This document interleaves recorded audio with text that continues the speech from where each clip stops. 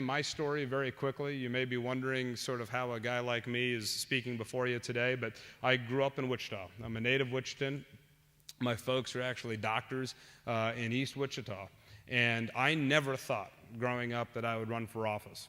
But I was very interested in politics. So I remember, I'm dating myself here. I'm a little bit from the dark ages. I was a senior in high school during the '92 presidential campaign.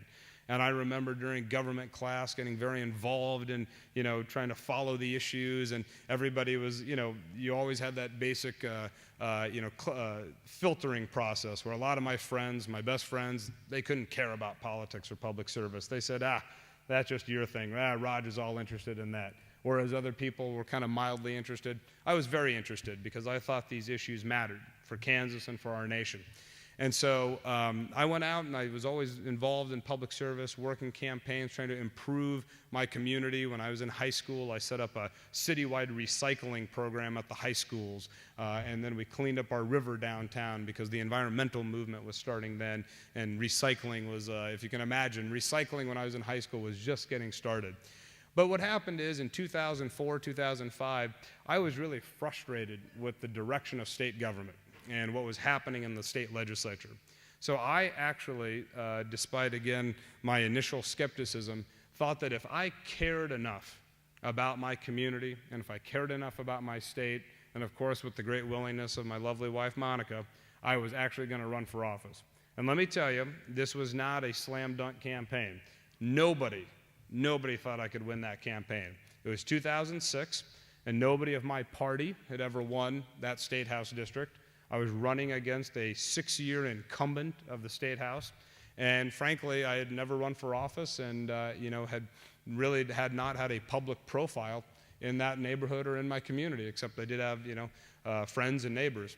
But what I did was I set out and said, look, I don't really care about the odds.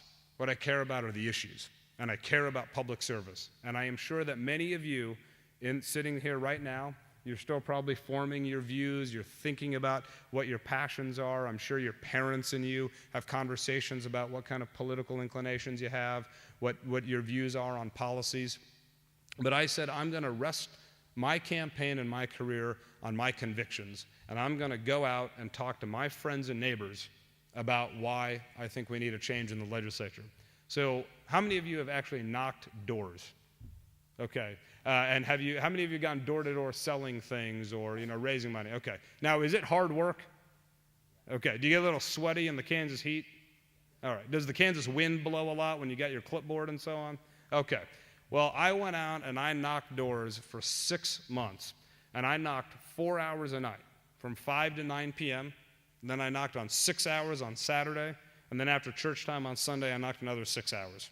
And I knocked door after door after door. I ended up knocking on about 10,000 doors in that first campaign. And I went to every single voter. I didn't care about their political background. I didn't care about their party. I didn't care about really anything else except the following, which was, I want to listen to you, and I want to hear what you think about what our legislature should be doing, and I want to tell you where I'm coming from. And if we have a match and you think you can trust me, then I'd be honored to earn your vote. And I went out and did just that. I said, I want good jobs and good schools and good hospitals. How many of you actually go to a public school? All right.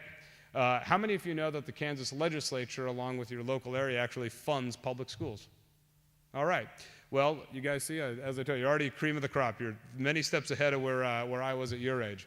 Well, school funding is one of the most important things that we work on in the legislature. And in fact, public schools was one of the big issues in my first campaign. So I went out and talked to, people like your parents and just said, hey, here are my views. And I was very honored and blessed that on election night, even though my opponent had been at 57% of the vote in 2004, I actually won at 57% of the vote in 2006. And like I like to joke, on Wall Street you have a lot of 30-point swings. Well, in campaigns it's pretty rare. So I was honored to be elected in 2006. I do happen to be the first Indian American elected in the history of the state of Kansas, again showing that Kansas is very committed to diversity. And I was very honored in 2008 to be reelected at nearly 70% of the vote, because even though I was elected the first time, I never take one vote for granted. And I went out and knocked another 5,000 doors, even though people thought it was a relatively easy election. I went out because I thought I had to, again, re-earn the trust of those voters because I was on the ballot again. Now, in the legislature, one of the reasons I believe I was reelected is that I made that commitment. How many of you have heard of Fred Phelps? Okay, this is the time to be expressive. What do you think of Fred Phelps? There we go. Okay, that's good. Yeah, keep it clean, please. The parents are here. Fred Phelps, unfortunately, is a Kansan. And in 2006, when I was campaigning, the legislature, before I got there, the House had passed a version of a bill restricting where he could picket. The Senate had passed a version, but they couldn't get together on a final version of the law. And when I asked around, I said, why is that? And they said, well, this way we can actually say that we voted for a bill, but we didn't really have to, do the hard work to actually get a bill through and get it signed by the governor.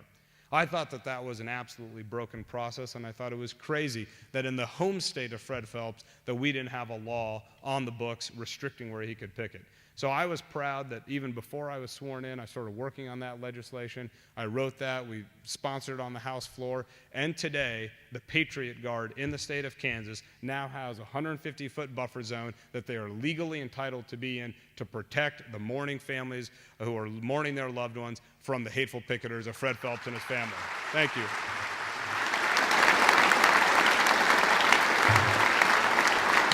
Thank you very much. And I can tell you that was a unanimous process, and it was a bipartisan process, but it was one that still took time. You guys are probably thinking here, why is it so hard? This guy's crazy. We should just be able to do that. Well, the First Amendment to our Constitution is a tricky thing. It's complicated, and you have to do it in a way that the law will actually stand up in court. Many of you have heard about the Maryland law against Fred Phelps. That's now at issue in the U.S. Supreme Court, and our Attorney General, Steve Six, has actually filed a brief to defend those laws because they're challenging that Maryland law. Yes, so, thank you, yes. And I'm working with the Attorney General very closely on that issue. And I can tell you that it's so important because what we do in public service actually matters. You may think, oh, this is just, whatever happens in the legislature is sort of a political process. Well, every single thing at your public high school, the kind of books you read, how big your high school is, how big your class size is, whether or not you have all your sports, whether or not you have new track uniforms. All of these things are affected by public policy, and it's why public service is so very important. So I do just want to conclude by telling you right now I'm entering a new chapter of my life. I've been doing it for a year. I am now running for the United States Congress in the 4th Congressional District. And I do that, again, not because of party label or because of really any sort of, political ideology. It's because I believe that the same values we have here in Kansas are not being represented well in Washington right now, and that we absolutely need to take Kansas values to Washington. And the same track record that I bring into the legislature, I'm trying to bring to the United States Congress. I'm 34 years old. I actually turned 35 on Wednesday. If elected, I would be honored to be one of the youngest members of the U.S. Congress, and I actually think that that's a good thing, because I think, like you, that young people and the youth of this country, everything we do is important. Everything that we do in public policy, frankly, is oriented toward you.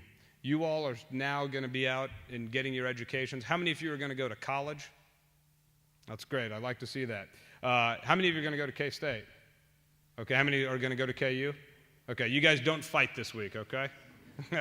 Both are great schools. All the region schools are great. Please go on to higher education. It's so very important. It's the bedrock of what makes this state great.